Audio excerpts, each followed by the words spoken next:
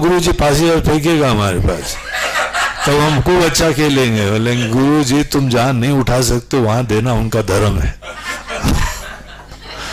तो वहां उठाओ। तो नहीं हम आपके साथ नहीं खेलते हैं, आप चीटिंग करते हैं, आप हमको ऐसी जगह देते हैं हम उठा ही नहीं पाते हैं। आपको पता है हमारे पैर में भी दर्द है, कमर में भी दर्द है, सर में भी दर्द है, गले में भी दर्द है, उसके बाद हम आपसे खेलने के आ रहे हैं, कोई करुणा ही नहीं रखते हैं, आप दूर फेंक देते हैं हमारे पास से। आप निष्ठुर हैं बिल्कुल, ये करुणा विहीन है। आप कुछ भी बोलो हम तो वहीं फेंकेंगे, नहीं उठा सकते। अगर खिलाड़ी हो तो उठाओ। तो बाधाएं आए ना, इसमें कोई प्रॉब्लम है क्या? बाधाएं कहाँ नहीं होती हैं? क्यों माताजी चोटी पे बैठती जाके? सब माताजी चोटी पे इसीलिए बैठती हैं कि बाधाओं से निपटना सीखो। बाधाओं को पार करके जो आता है वही हमारा आशीर्वाद लेता है।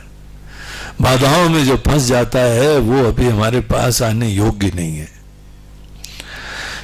इसीलिए बाधाएं भी होनी चाहिए, संकल्प भी होना चाहिए।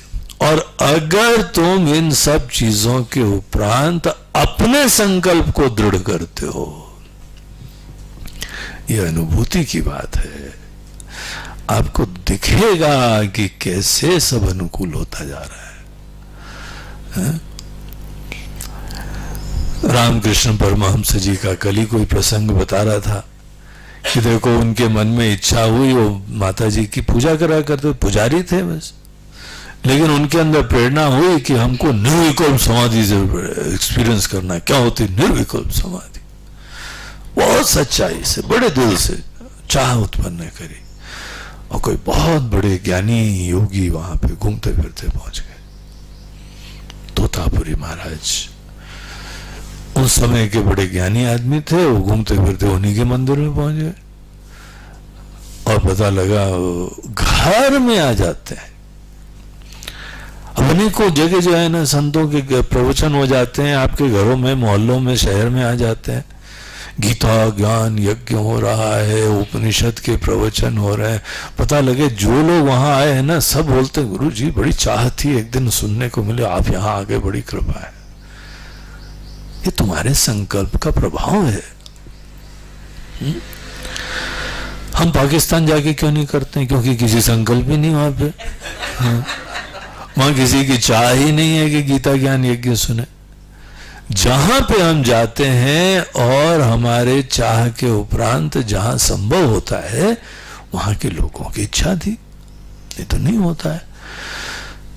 कई बार प्रवचन में ऐसे चीजें आ जाती हैं, बोलते अरे आज हमको यही क्वेश्चन था, उसका उत्तर मिल गया हमको।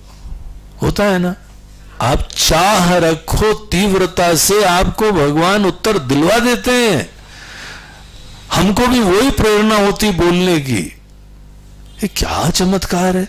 बोलते हैं ये दुनिया की रीति है। आपके संकल्प के वजह से सब घटनाक्रम होता है। अब आपको क्या क्या बताएं, हम अपने भी अनुभव, अद्भुत से अनुभव हुए। सोचा कि काम होता है, इसलिए टेंशन ही नहीं होता है। अब कोई चीज का दुनिया के बारे में कोई टेंशन नहीं होता है। सोचो काम बनता है। ये जिसको अनुभव हो गया वो कितना मस्त हो गया, धन्य हो गया, कृतार्थ हो जाता है, विनम्र हो जाता है कि वाह भगवान हमारी सोचने की देरी है और आप पहुंचा देते हो। और ये कोई हमारी खास बात नहीं है, आप सब लोग के जीवन का अनुभव होगा। कितनी बार घटनाक्रम होता है, आपने सोचा कि कोई आ गया, आपने सोचा कि कोई वस्तु मिल गई। तो ये चीज आदमी को अनुभव करनी चाहिए, अपने संकल्प की शक्ति। प्रसंग यहां पर तो दो हाथ आगे का है। बोलते हैं ये पूरी दुनिया बनती है भैया तुम्हारे संकल्प से। एक मन में इच्छा होती है और बस वहां से प्रारंभ होता है। संकल्प से सृष्टि होती है। उपनिषद में, तैत्तिरीय उपनिषद में प्रसंग आता है कि सृष्टि कैसे हुई। तो उसका पहला पता मंत्र क्या है? सो कामयता बहुश्याम प्रजा ये थी। भगवान ने इच्छा करी हम बहुत हो जाएं, बस हो गए। As simple as that. आपने सोचा ये हो जाए और हो गया। ये हम लोगों की सृष्टि का सिद्धांत है। संकल्प शक्ति आपकी, माया माता जी बैठी आपके दिल में। संकल्प कल्पना की शक्ति ही माया है। आपके अंदर संकल्प दृढ़ होना चाहिए, स्पष्ट होना चाहिए, अव्यभिचारी होना चाहिए। हिलाने के उपरांत भी हिलना नहीं चाहिए। इसीलिए कठोपनिषद में नचिकेता जब यमराज जी के पास गया ना, उसने बहुत बड़ा बड़ा प्रश्न पूछा। महाराज जी, ये जन्म मरण क्या होता है? मरने के बाद कोई जिंदा रहता है नहीं रहता है? बोला छोटा सा ये बच्चा और इतनी बड़ी बड़ी बातें पूछ रहा है। अरे बेटा, बहुत बड़ी बात पूछ रहे हो, तुम समझ में आएगा नहीं तुमको। तुम ऐसा करो, यहाँ पे कोई संसारी चीजें मांग लो, धन दौलत रिश्ते नाते परिवार, यहाँ पे उम्र, राजा और पद, शक्ति, सामर्थ्य, नाम, शोहरत मांग लो। अभी मौका मिला है यार, तुम फोकट की चीज मांग रहे हो जो समझ में भी नहीं आया तुमको।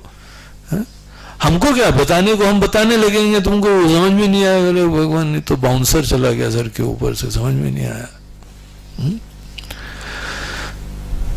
तो उसका कोई रिस्पॉन्स नहीं आया। बोला अच्छा चलो स्वर्ग का चाहिए तो स्वर्ग का मांग लो, लेकिन ये मत मांगो। बाधाएं, ऑब्स्टिकल खुद वो दे रहे हैं। देखें तो कितना दृढ़ है। बाधाएं सदैव हमारे संकल्प की दृढ़ता की परीक्षा करती हैं। जब जब हमने व्रत करा कि आज तो मिठाई नहीं खाएंगे, उसी दिन कोई बढ़िया मिल्क केक लेके आता है। जो हमारी कमजोरी होती है वो ही लेके आता नालायक। उस दिन हमारा दूसरे दिन नहीं ला सकते। कल नहीं था हमारा व्रत, तुम कल क्यों नहीं लाए, आज ही क्यों लाए? भगवान खड़े मुस्कुराते हैं, बोलते हम तुम्हारी संकल्प की परीक्षा कर रहे हैं। सही में तुम नहीं खाना चाहते हो कि फोकट की दिखावा कर रहे हो? भगवान आप बहुत परीक्षा लेते हैं। परीक्षा लेते हैं क्योंकि अगर तुम सही में दृढ़ होगे तो बहुत बड़ी चीज देने वाले हैं। वो ले सकते हो क्या? अब इसी में फिसल जाते हो तो अच्छा है ना, हम आगे तुमको जबरदस्ती नहीं देंगे जो तुम झेल ही नहीं पाओगे। तो दृढ़ता, संकल्प करो, संकल्प से सृष्टि होती।